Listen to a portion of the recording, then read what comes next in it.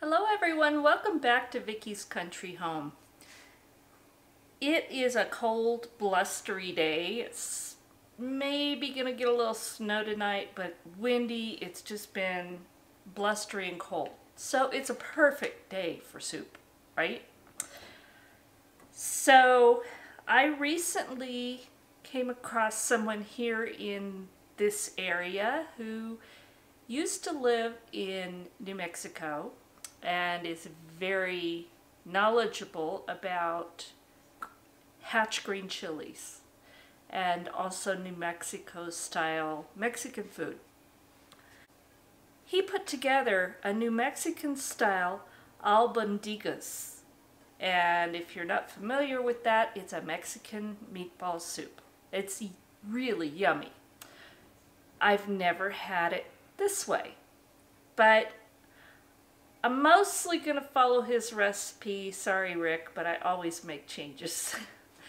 I'm going to mostly follow it, but I'm going to make a few changes to it. And some of those include ingredients that I bought from him because he is now starting a business and selling powdered New Mexico chilies of all different kinds, from down here in the heat till through the roof. But I love Hatch Green Chilies, and they're hot, but they're good if you use the right amount. But for us to get them, it means buying in bulk, roasting, skinning, freezing, or canning, and you know what? I just don't have enough real estate in my freezer or even in my shelves for that much Hatch Green Chile. But I found out that he is now selling New Mexico Hatch Green Chile powder. And it's this wonderful, yummy stuff right here. Now it's potent. I've tasted it. It has the Hatch Green Chile taste, which is wonderful. It's warm, so I'm not going to use a lot at first. I will put some in and then I'll taste it. But his recipe doesn't call for his own green chilies. But I'm going to add some. It also doesn't call for garlic. That's like an unforgivable sin. Gotta have garlic. So, there's a few changes that I'm making. And I'll let you know what his recipe says, and then I'll let you know my changes as we go along. So his recipe, you take 1 tablespoon of olive oil, and then you finely mince half of a small onion and 1 small rib of celery. And you cook that, saute it just long enough to get it softened, not browned. So I've already done that part because then you have to let it cool. So I've already done that. And it calls for 1.5 pounds of ground beef, lamb, veal, or combination. I have ground beef, but I don't have any half pounds, so I'm using 2 pounds. So we're going to have a lot of little meatballs. So I'm going to take the ground beef, and I'm going to add a 1/4 cup of cornmeal. And I may increase this because, again, this is for 1.5 pounds of meat and I'm using 2. But the recipe calls for 1/4 cup plus 2 tablespoons of cornmeal. So that's what I'm going to start with because, again, I can always add to it. And then we're going to add 1 egg.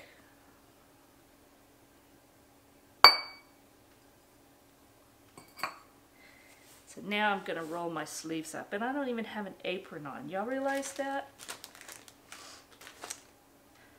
All right. So I'm going to mix these together, and fingers are the best tool. So let me change the camera angle so you can see me getting my fingers dirty. Alright, so we're just going to mix that together, and that, again, that's the cornmeal, 1 egg, and the ground beef.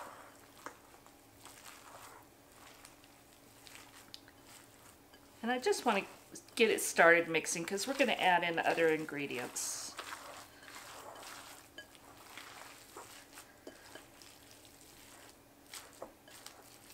Okay, now we're going to add the onion and celery that we softened already.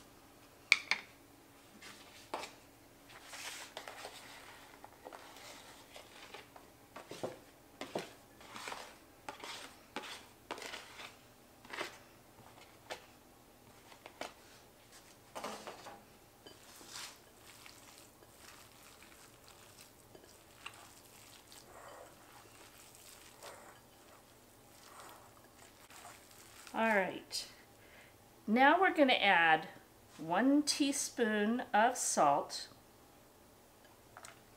It calls for 1 to 2 teaspoons of dried mint. I didn't have any dried mint and Brian bought fresh, so I'm using fresh. Now, and that was a small change.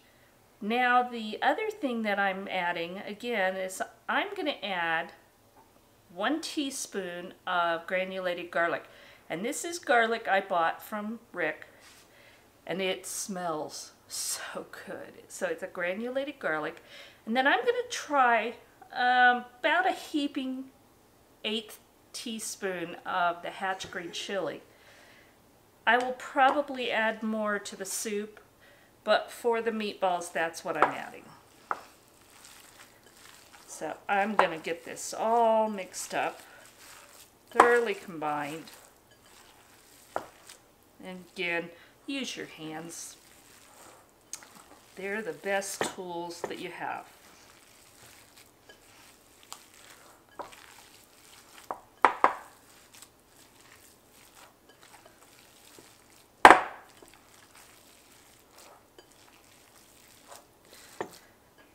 Okay, and once you get this all combined well, now what I'm going to do is I'm going to make about 1-inch meatballs. So I'm going to grab that same plate that I had the onion garlic on, and I'm going to start making these meatballs. A little bit not mixed down there on the bottom. Got to make sure I get it all combined.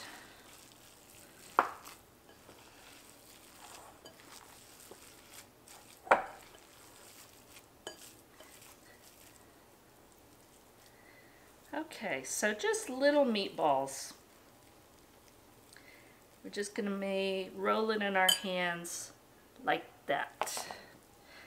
It doesn't have to be exact. They can be a little bigger, a little smaller. I'm not going to measure.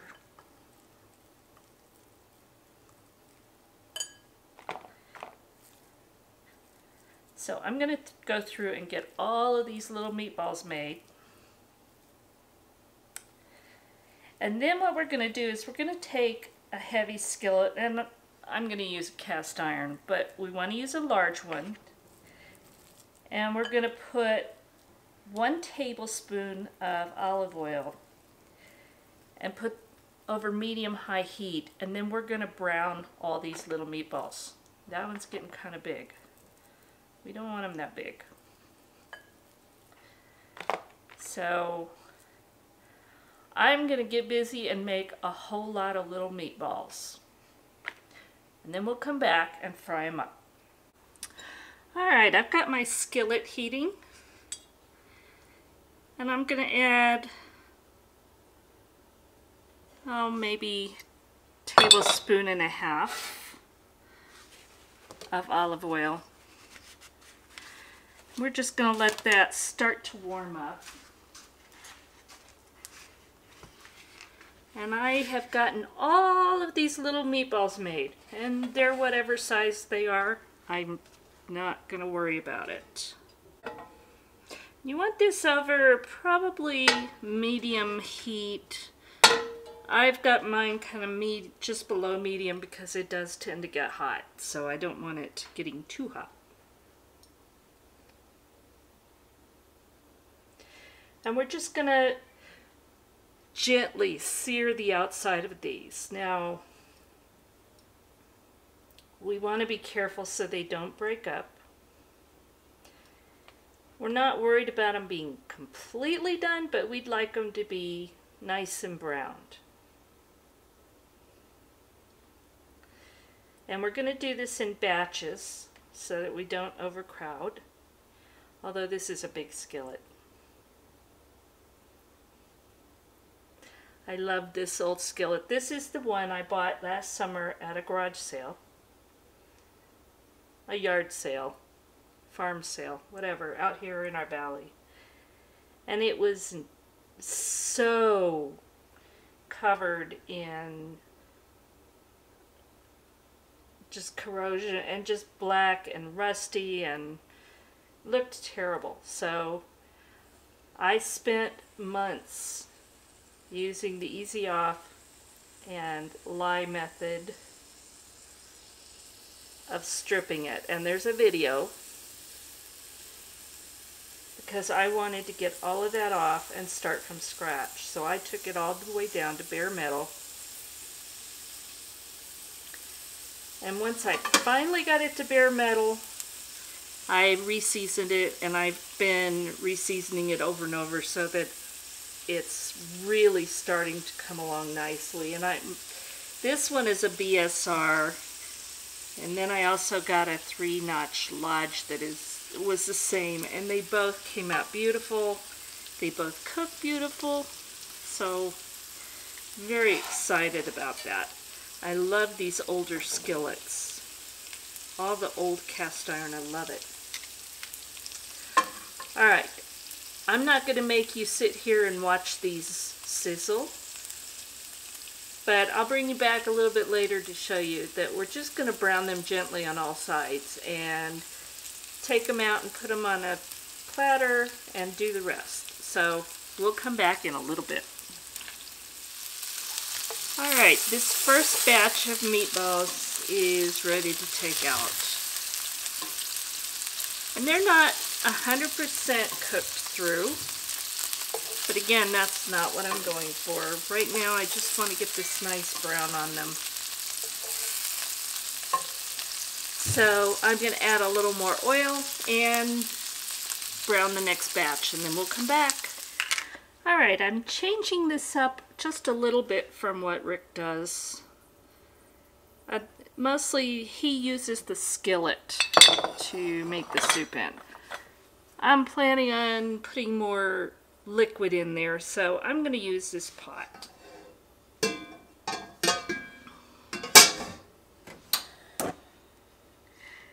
So we're going to add just a little more olive oil. And then the other half of that small onion minced.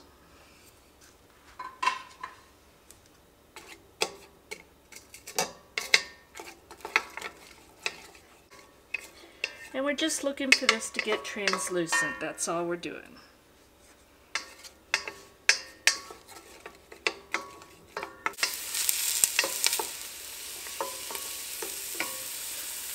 Alright, then we're going to take 1 tablespoon of all-purpose flour, and we're just going to cook that for about a minute. We want to get the raw taste of the flour out. Alright, the recipe calls for 1 14 to 15 ounce can of diced tomatoes, preferably fire roasted. I have the diced tomatoes, but I decided to add a can of Rotel.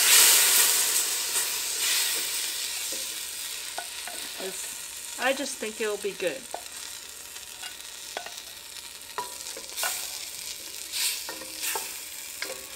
We're going to stir that in.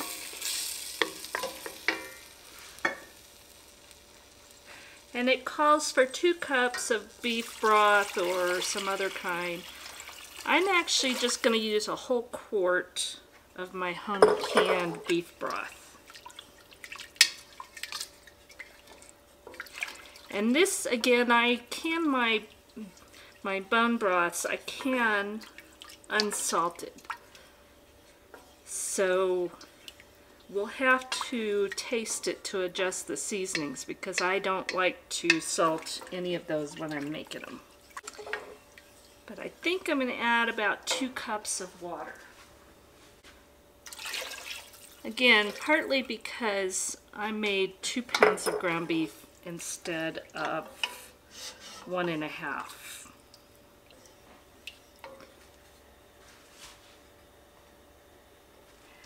And I'm going to add about 1/2 teaspoon of that granulated garlic.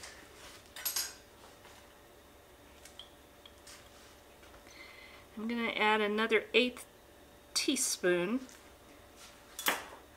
of the Hatch Green Chile. I think this is going to be good.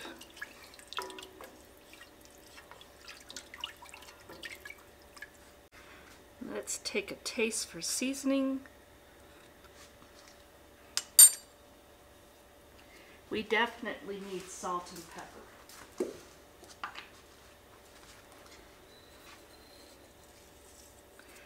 But you can already taste that Hatch Green Chile in there. Just, it's not overwhelming, it's just enough.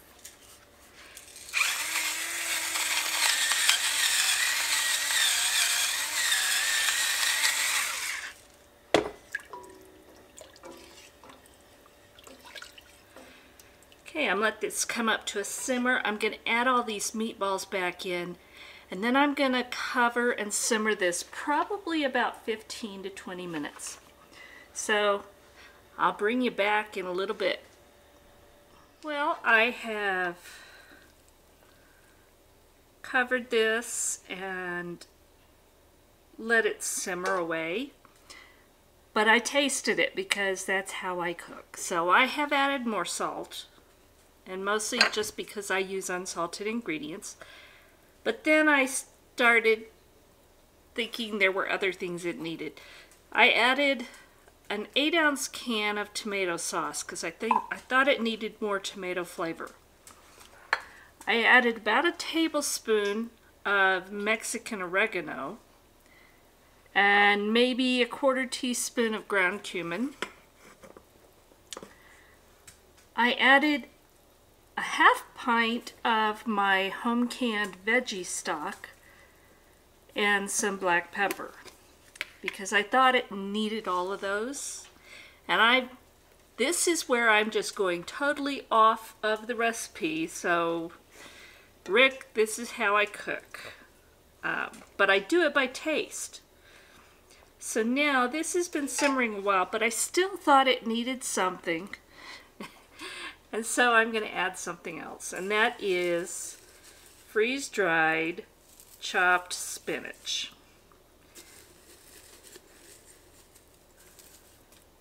And this probably none of it is traditional, but I cook by what tastes good to me. So when I taste things, flavors come to me.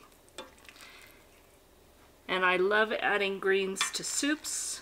I think it adds flavor and color, but mostly flavor.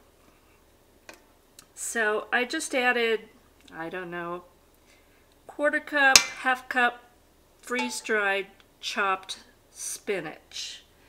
You could use fresh, you could use frozen, or not at all, because this is Vickie's version. But the nice thing about it, this time of year everybody's trying to cut calories, lose weight, eat healthy, all that good stuff. Yeah, I guess so. Maybe, sort of, but mostly I just cook what sounds right to me at the time. And a nice hot soup that wasn't really heavy sounded good. This kind of fills the bill. So there's a little bit of cornmeal, a little bit of flour, but for the most part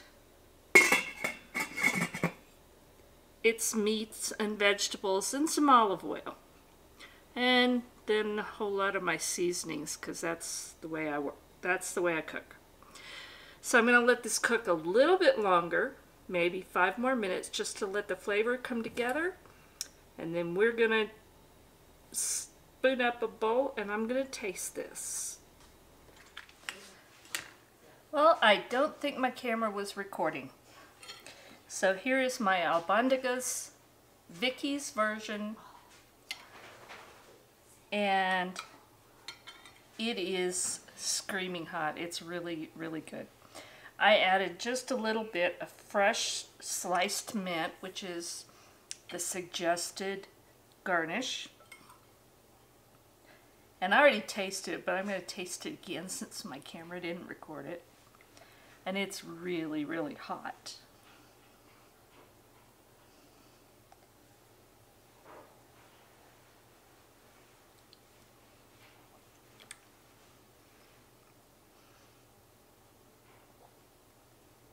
It is really good. There's just a touch of heat from the Rotel tomatoes and the Hatch Green Chile powder.